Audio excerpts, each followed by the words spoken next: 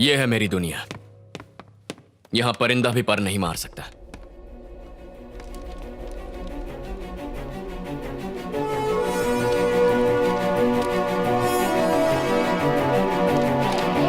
तुम्हारे दुश्मन से तुम्हारे चरित्र का पता चलता है। ये क्या है? ऐसा तो हम अक्सर अपने दोस्तों के बारे में कहते हैं। बेशक, तुम्हारे दोस्तों से तुम्हारी शख्सियत का पता चलता है, और तुम्हारे दुश्मन कौन है इससे तुम्हारी ताकत का पता चलता है। कुछ दिन पहले इसी ने रामास्वामी का कत्ल किया था, जो इंसाफ के लिए लड़ने वाले समाज सेवक थे। उन्हें भला मामूली चेन के लिए कोई क्यों मारता? जब हमने उसे पकड़ा तब मुझे एक बात पता चली, ये सारा इरफान अली का किया कराया है। हम उस बदमाश को जितनी भी बार गिरफ्तार करेंगे वो उतनी बार रिहा हो जाएगा। होम मिनिस्टर के साथ मिलकर इरफान अली शहर के बाहर एक जमीन पर कब्जा करके कंस्ट्रक्शन करना चाहता था। रामास्वामी उन गरीब लोगों को उनकी जमीन दिलवाना चाहते थे, इसीलिए उन्हें मार दिया गया। इसीलिए इस कत्ल को चोरी का रूप देने का प्लान बनाया गया और पुलिस को गुमराह करके पूरा केस रफा दफा कर दिया। अब बताओ मुझे, क्या हमारा दुश्मन ये है या वो? आज तक हमने मिलकर जितने भी मुजरिमों को पकड़वाया था, मैंने उनसे जुड़े 500 लोगों की खुद पूछताछ की, और ये है उसकी फुल डिटेल्ड एनालिसिस। किसी बड़े जुर्म को छुपाने के लिए किडनैपिंग, चेन स्नैचिंग ऐसे छोटे जुर्म किए जाते हैं। तुम लोग जरा याद करो, कुछ दिन पहले हमने कुछ बच्चों को अगवा होने से बचाया था। उन्हें पैसों के लिए अगवा नहीं किया गया था। तुम लोगों ने यह खबर सुनी होगी, इंक्यूबेटर शॉर्ट सर्किट से एक अस्पताल में 18 मासूम बच्चों की मौत हो गई थी, पर उनकी मौत की असली वजह वो नहीं थी। पैदा होते ही बच्चों की तबीयत नासार हो जाती थी, इसलिए मैंने उनकी जांच करके उन्हें पोलियो ड्रॉप्स दिए। उस दिन भी उन बच्चों को मैंने वही दवाई दी थी, लेकिन कुछ वक्त बाद देखा तो उन बच्चों की मौत हो चुकी थी। ये देखकर मैं डर गई और मैंने ये बात मैनेजमेंट को बताई। ये सुनकर उन्होंने कहा कि किसी को कुछ मत बताना, और अगर किसी को कुछ बताया तो अपनी जान से हाथ धो बैठोगी। उन बच्चों को नर्स ने जो ड्रॉप्स दिए थे वो पोलियो के थे ही नहीं। उस दवाई की जांच ही नहीं हुई थी, और उस गलती से बलि चढ़ गए 18 मासूम बच्चे। अगर इस बात की भनक लोगों को लग जाती तो देश की सभी फार्मा कंपनियों का पर्दाफाश हो जाता। इसीलिए शॉर्ट सर्किट का गंदा खेल खेला गया। इस कांड के पीछे का सच डॉक्टर रमाकांत जानना चाहते थे, इसीलिए उनकी बच्ची को भी अगवा कर लिया गया। पर सिर्फ उनकी बच्ची को अगवा करते तो पुलिस को शक होता, इसीलिए उन्होंने 3 और लड़कियों को अगवा किया। इस सब के पीछे का मास्टरमाइंड है धीरज चंद्रा। न जाने ऐसे कितने छोटे जुर्मों की चादर में घिनौने अपराध लिपटे हुए हैं। तुम्हारे मुताबिक हर जुर्म के पीछे एक शातिर गिरोह का हाथ है, ये कैसे साबित करोगे? आसानी से। ये शातिर गुनहगार छोटे छोटे गुनाह करके अपने बड़े गुनाह को छुपाने की कोशिश कर रहे हैं। मैंने जुर्म और अपराध पे ध्यान देना आज से शुरू नहीं किया है। मैं 15 साल की उम्र से ये सब करता आया हूं। अखबारों में जो सुर्खियां छपती हैं लोग उसे सच मानते हैं, लेकिन मैं उस खबर के छपने के मकसद की तलाश करता हूं। यही करते करते एक दिन ध्यान गया कि दूसरे और छठे पन्ने पर छपी खबर में कनेक्शन है। दूसरे पन्ने पर ट्रक्स की हड़ताल है तो छठे पन्ने पर ट्रक से बढ़ते हादसों की खबर है। एक पन्ने पर पार्टी को बड़ा फंड मिलता है तो दूसरे पन्ने पर उनका कोई करीबी बाइज्जत बरी होता है। एक पर छापते हैं कि सोना आसमान छू रहा है तो दूसरे पर छापते हैं कि रुपया नीचे गिरता जा रहा है। किसी पन्ने पर कॉफी का कोई ब्रांड लॉन्च होता है तो अगले ही पन्ने पर कॉफी सेहत के लिए अच्छी क्यों है ये छाप दिया जाता है। हम असली खबर पर ध्यान ही नहीं देते। असली खबर होती है बिजनेस की सुर्खियां, और वही बाकी खबरों का फैसला करती है। कुछ बिजनेसमैन अपने फायदे के लिए खबर छपवाते हैं और हम उस पर यकीन कर लेते हैं। हमें क्या पीना चाहिए, कौन सी दवाई लेनी चाहिए, कहां पढ़ना चाहिए, ये सारी बातें वो बिजनेसमैन ही तय करते हैं। अवाम की डोर होती है राजनेता के हाथ में, और उसी राजनेता को कठपुतली बनकर नचाता है एक बिजनेसमैन। ये जो 500 जुर्म किए गए हैं ना, ये भी किसी बिजनेस को फायदा पहुंचाने के लिए हुए हैं। इन गुनाहों के पीछे सिर्फ 15 लोग हैं। छोटे गुनाह करने वाले 500 मुजरिमों को गिरफ्तार करने के लिए हमारे पास 5000 पुलिस वाले तैनात हैं, लेकिन उन 15 लोगों पर शिकंजा कसने वाला एक भी नहीं है। अब मेरी जिंदगी का एक ही मकसद है, मैं इन 15 मुजरिमों में से सबसे बड़े मुजरिम को कानून के हवाले करूंगा। वो बड़ी मछली हाथ आ गई तो छोटी मछलियां अपने आप फंस जाएंगी। मुझे उस बड़ी मछली की तलाश है जिससे मैं अपना दुश्मन बनाऊंगा। अब कुछ ही दिनों बाद हमारी पोस्टिंग होगी, उससे पहले मुझे इस दुश्मन को ढूंढना होगा। लेकिन तुम अपना दुश्मन चुनोगे कैसे? ये वो 15 करोड़पति हैं, इन सब ने बड़े बड़े जुर्म किए हैं और कानून को चकमा भी दे दिया। ये 3 सबसे बड़े मुजरिम हैं। 80% जुर्म इन्हीं की वजह से होते हैं। धीरज चंद्रा, फार्मा इंडस्ट्री के करप्शन का बेताज बादशाह, हॉस्पिटल्स, मेडिकल सब इसी के इशारे पर चलते हैं। जयंत सूरी नेचुरल रिसोर्सेज की जबरन खुदाई करता है और उससे जो आमदनी होती है उससे खुद की तिजोरी भरता है। और ये है इरफान अली, गुंडे मवाली सप्लाई करना इसका पेशा है। दंगे, लूटमार, मर्डर, कब्जा, अगवा, ये सब इसके दायरे में आता है, लेकिन इनका भी कोई एक बाप है।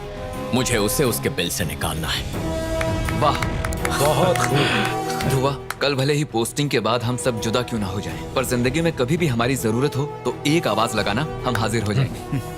तो ध्रुवा, बता तेरे निशाने पे कौन कौन है? जयंत सूरी, इसे अपनी ग्रेनाइट खदान की जांच रुकवानी है और इसीलिए वो रिसोर्सेज मिनिस्टर से मिलने वाला है।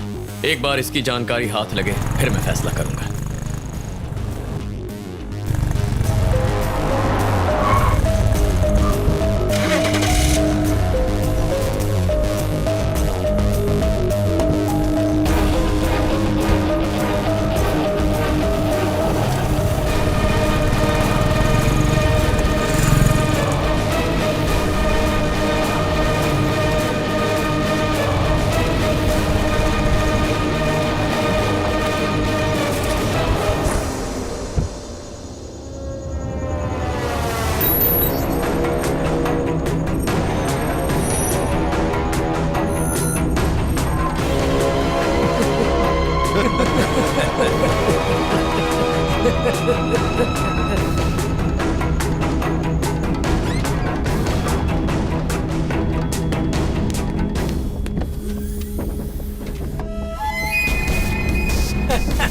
क्या बात है, तीनों एक साथ। अरे अरे अरे, पाँव छूकर क्यों मुझे शर्मिंदा कर रहे हो? मैं इतना बुजुर्ग भी नहीं। आओ।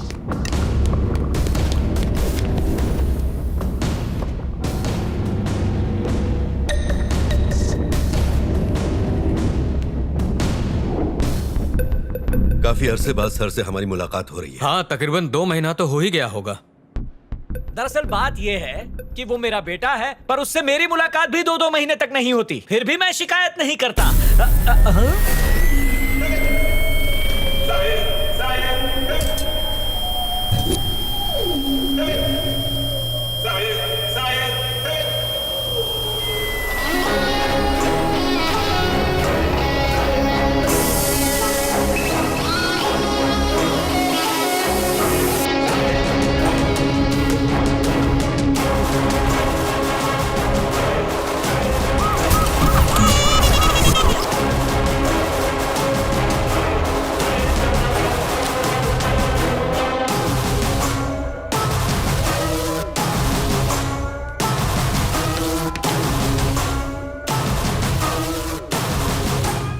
नमस्ते। हाय, सर, हाँ बेटा। एक मिनट, प्रीति का फोन उठा लूं, काफी वक्त से कॉल कर रही है। हाँ हाँ।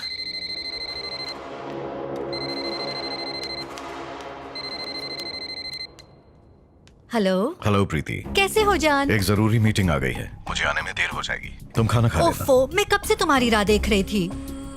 छोड़ो, जरा अंकल को फोन देना। हाँ बोलो बेटा।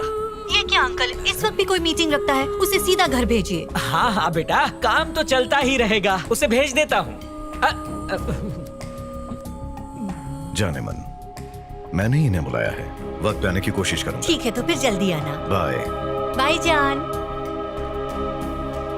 वो सही फरमा रही है, अपनी सेहत का ख्याल तो रखना चाहिए ना। वो मैं देख लूंगा। हाँ तो बेटा, मीटिंग शुरू करें। मुझे एक और काम याद आ गया, आप लोग बातें जारी रखो। ठीक है ना बेटा? हाँ तो मैं चलता हूँ।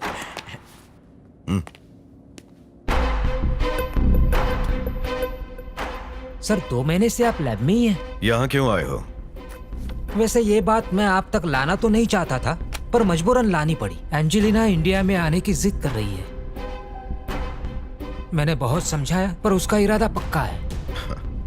उससे मैं निपट लूंगा। सर, वो राम प्रसाद का मामला पुलिस के हाथों में लग गया है, हम उसमें फंस सकते हैं। वो मामला मैंने सुलझा लिया है, उधर देखो।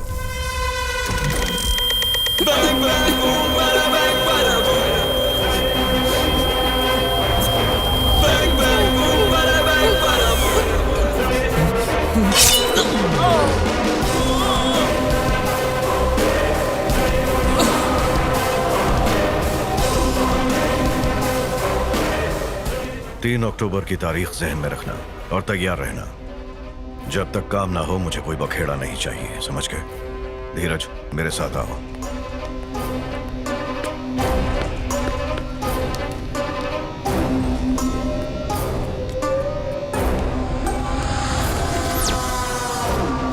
क्या कहा सर ने?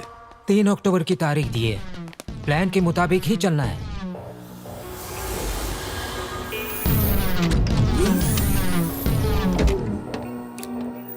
Hello doctor. हेलो। हेलो।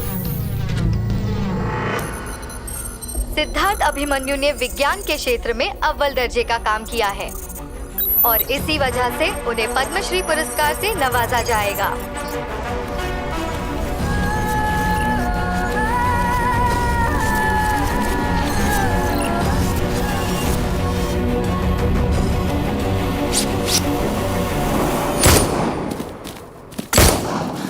ऐसा क्या जरूरी काम था? मैंने अपना दुश्मन चुन लिया है। सिद्धार्थ अभिमन्यु? क्या साइंटिस्ट सिद्धार्थ? जयन सूरी का पीछा करते हुए मुझे इनका सरगना मिल गया, जिसके हाथ में इन सब की डोर है। दुनिया के लिए वो साइंटिफिक जीनियस है, लेकिन हकीकत में वो एक खतरनाक मुजरिम है। इन तीनों के साथ हाथ मिलाकर वो जुर्म की दुनिया पर हुकूमत करना चाहता है। परसों जिस जश्न में सिद्धार्थ चीफ गेस्ट था, वहां सीएम बिन बुलाए चले आए। उनके बीच कोई न कोई कनेक्शन है। जिस चेन स्नैचर को हमने गिरफ्तार किया वो मुंह न खोले, इसीलिए उसे मार दिया। उसकी छाती पर जाति का नाम गुदा, उसे खत्म किया। फिर विजयवाड़ा में लाश फेंककर जाति के नाम पे दंगे करवाए। वहीं उसकी कुछ गैर कानूनी साइट्स हैं, जिनका इंस्पेक्शन उस वजह से रुक गया। और इस तरह एक लाश को भी अपने फायदे के लिए उसने इस्तेमाल कर लिया। हम साइंटिस्ट रोज एक नई खोज करते हैं, पर कोई ये नहीं छापता। मालूम है हेडलाइंस कैसे बनती हैं? पता चला कि पुलिस को सड़क पर एक बिना सर की लाश मिली। अब सर ढूंढकर तारीफें बटोरेंगे। दंगे भी खुद ने करवाए और अब स्टेज पर खड़े रहकर वाहवाही भी खुद लूट रहा है। 3 अक्टूबर उसके लिए बहुत खास दिन है। वो दिन मैं उसकी जिंदगी का यादगार दिन बना दूंगा। वो जमाने के लिए सिद्धार्थ होगा। उसका असली नाम करण है और वो कैद में बाप के कहने पर गया जब वो मासूम बच्चा था। बाप ने कहा 1 नंबर का गुंडा बनकर आना। ये सुनते ही उसे गुस्सा आ गया। उसने बाप से कहा कि तुम मेरी वजह से एमएलए बने हो, मैं गुंडागर्दी नहीं करूंगा। अच्छे कॉलेज में हमारा दाखिला करवाओ और सजा भी कम करवा दो।